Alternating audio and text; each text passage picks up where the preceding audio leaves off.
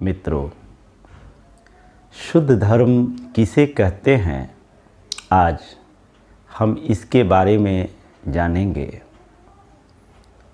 एक बार भगवान बुद्ध के पास एक वृद्ध महिला आई और भगवान के सामने हाथ जोड़कर कहती है, भगवान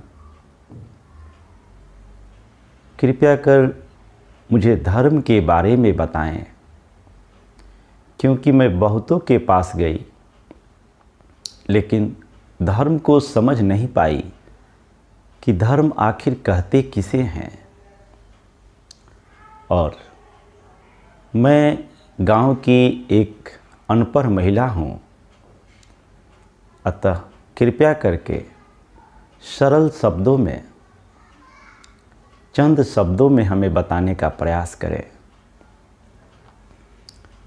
भगवान उस बुढ़िया माई के प्रश्न पर मुस्कुराए और बोले कि बुढ़िया माई, बहुतों को हमने बताया, आज आपको भी हम बता रहे हैं।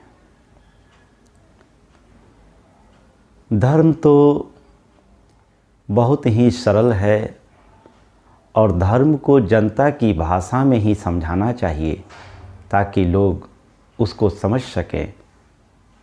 जब समझेंगे तो ही उसका अनुसरण करेंगे और तब ही उसका लाभ उनके जीवन में होगा। तो सब पापस्य अकरणम कुशलस्य उपसंपदा सच्चित परियोतपनम एतम बुद्धानुशासनम।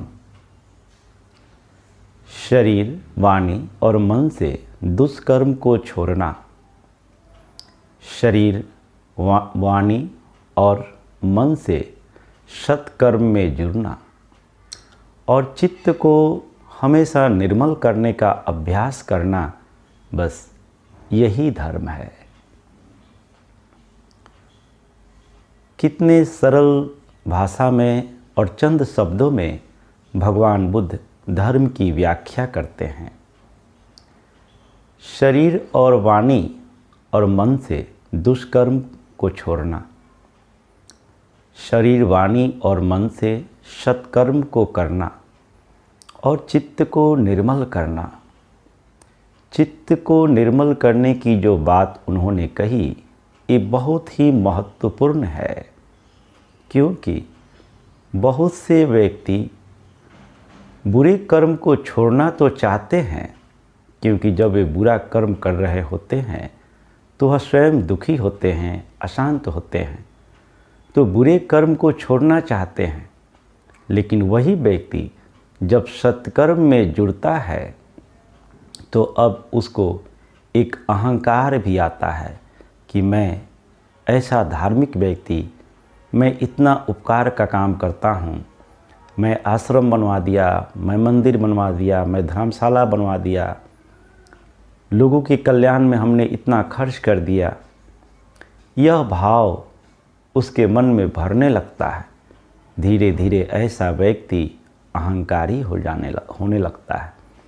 इसलिए भगवान बुद्ध ने कहा कि पाप कर्मों को छोड़ना, पुण्य कार्यों में जुड़ना और चित्त को निर्मल करना।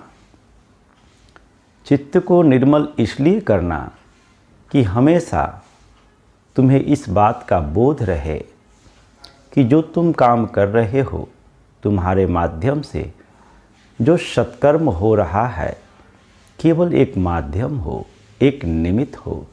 इसको निमित्त ही समझना, कर्ता का भाव आने ही मत देना, क्योंकि कर्ता के भाव आने से ही व्यक्ति के अंदर अहंकार उत्पन्न होता है और यह अहंकार उसके दुख का कारण बन जाता है।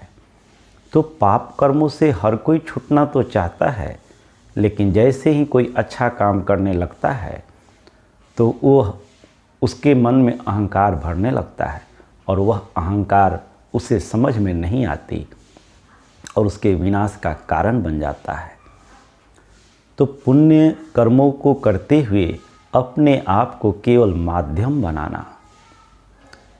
भगवान बुद्ध प्रकृति के नियमों को कुदरत के कानून को, विश्व के विधान को, जो सार्वजनीन है, सार्वदेशिक है, सार्वकालिक है, उस निसर्ग के नियम को धर्म कहते थे। एक उदाहरण से समझे, जैसे बर्फ़ का स्वभाव है शीतल होना और शीतल करना। बर्फ़ जिसके घर में चली जाए वहाँ के वातावरण को शीतलता प्रदान करेगी, चाहे वो घर हिंदू का हो, मुसलमान का हो, सिख का हो या ईसाई का हो, या ईश्वर को मानने वाले का हो या ईश्वर को न मानने वाले का हो। बर्फ़ का स्वभाव ही है, वह शीतल है और जिसके घर जाएगी वहाँ के वातावरण को शीतलता ही प्रदान करेगी। उसी तरह आग का स्वभाव है जलना और जलाना। आग अगर हिंदू के घर में चला जाए तो उसे भी जलाएगी, और मुसलमान के घर में चला जाए तो उसे भी जलाएगी। आग ईश्वर के मानने वाले के घर में चले जाए या ईश्वर को न मानने वाले के घर में चला जाए, वह स्वयं जल रही है और पूरे वातावरण को जलाएगी ही, क्योंकि यह उसका स्वभाव है। तो प्राचीन समय में प्रकृति के नियम को, प्रकृति के स्वभाव को धर्म कहा जाता था, लेकिन धीरे धीरे यह विकृत हो गया। तो जिस व्यक्ति के मन में कोई विकार जग जाए, जैसे किसी के मन में क्रोध जगा, चाहे वो हिंदू हो, मुसलमान हो, सिख हो, ईसाई हो, ईश्वर को मानने वाला हो या ईश्वर को न मानने वाला हो, क्रोध एक विकार है। जिस व्यक्ति के अंदर जग जाए वह स्वयं संतापित होने लगेगा, स्वयं अशांत होगा, स्वयं व्याकुल होगा। और जिस समय जिस व्यक्ति के अंदर यह विकार जगेगा, वह अपने दुख, अशांति को अपने तक सीमित नहीं रख पाएगा। जिस व्यक्ति के अंदर क्रोध जग जाए, उस समय उसके संपर्क में जो भी आएगा उसको भी व्याकुल करेगा, उसको भी अशांत करेगा, क्योंकि उसके भीतर अब अग्नि जल रही है, और अग्नि का स्वभाव है स्वयं भी जलना और दूसरों को भी जलाना। एक कोई फर्क नहीं पड़ता है कि आप अपने आप को किस नाम से पुकारते हैं। इसके विपरीत जिस व्यक्ति का मन निर्मल हो जाए, शांत हो जाए, वह स्वयं शांत रहता है, स्वयं आनंदित रहता है, और उसके संपर्क में जो कोई भी आता है उसको भी वह शांति और आनंद ही दे पाएगा, क्योंकि उसका चित्त निर्मल है, बर्फ़ के जैसा शीतल है। तो जो शीतल है उसके रोम रोम से शीतलता की ही तरंगे पूरे वातावरण में फैलेगी। ऐसे समय में जो कोई भी उसके संपर्क में आएगा उसे शीतलता और शांति ही मिलेगी। मित्रों, इससे हिंदू, मुस्लिम, सिख, ईसाई से कोई लेना देना नहीं है। प्रकृति का नियम जो सब पर एक समान लागू होता है, प्रकृति के नियम को जो समझकर उसके अनुसार जीवन धारण करने लगता है, तो प्रकृति के दृश्य अदृश्य शक्ति से उसको सहायता मिलने लगती है। तो प्रकृति के नियमों को जानकर उसके अनुसार जो व्यक्ति अपने जीवन को धारण कर लेता है, वास्तव में वही धार्मिक है। कितना भी हम धर्म की बातें करें और धर्म के राह पर चलने का प्रयास न करें, तो धर्म के बातों से हमारे जीवन में कोई लाभ नहीं मिलेगा। धर्म का लाभ तो तब मिलेगा जब हम धारण करें। धारण करें तो धर्म है, वरना कोरी बात, सूरज उगे प्रभात है, वरना काली रात। प्रकृति के नियमों को जो धारण कर लेता है, उसके जीवन में सुख शांति का द्वार खुल जाता है।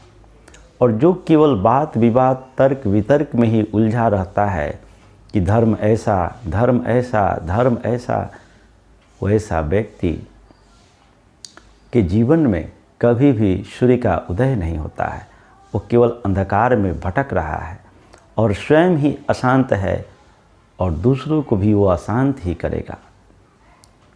मित्रों, चंद शब्दों में, सरल भाषा में भगवान बुद्ध धर्म को समझाए। शब पापस्य अकरणम कुशलस्य उपसंपदा सचित्त परियोतपनम एतम बुद्धानुशासनम। यही सारे बुद्धों की शिक्षा है।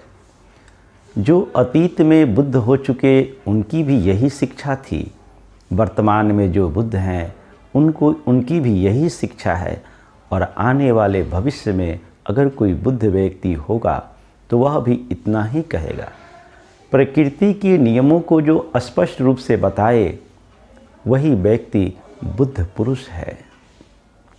इन्हीं शब्दों के साथ आज की वाणी को हम विराम देंगे। आप सबका मंगल हो, सबका कल्याण हो, सबका भला हो।